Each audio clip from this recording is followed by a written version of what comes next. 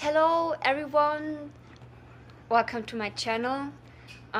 This time it's a different background because me and my husband, we are staying somewhere else now because of the COVID-19.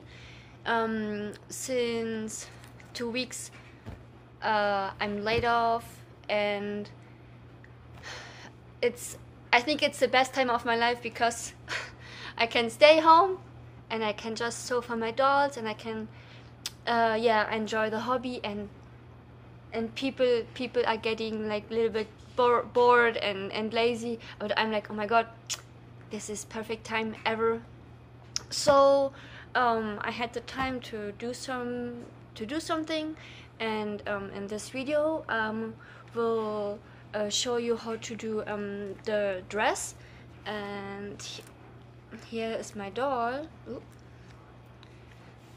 Okay, it's this one. Hey. Oops.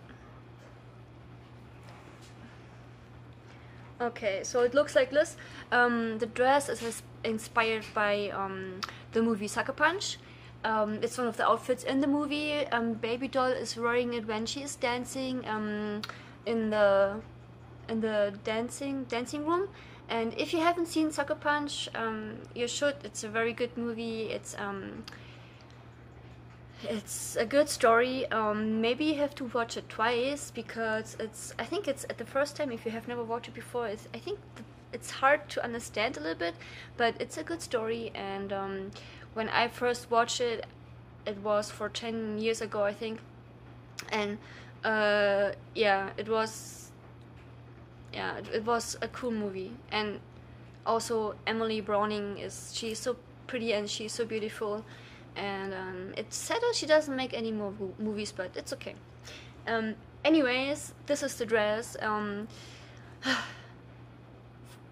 Unfortunately, it ended up a little bit short, and I was a little bit too lazy to renew it, so shame on me.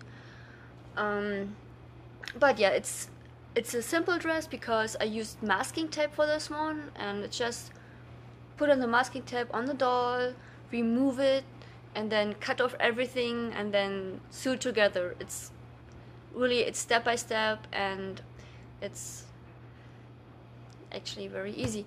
I'm sorry if I tried to make a good video. I was at another house, and after seeing the recordings, I'm like, oh my god, this is not very good actually. So I tried to make a good video out of it because I apologize that you see my messy hair in the front and not so much of the process, but I tried to edit and to put some nice subtitles so you understand the steps what I'm doing. Anyways, I hope you guys will stay at home, stay safe, take it seriously, and yeah, make the best out of it, and see you in the next video.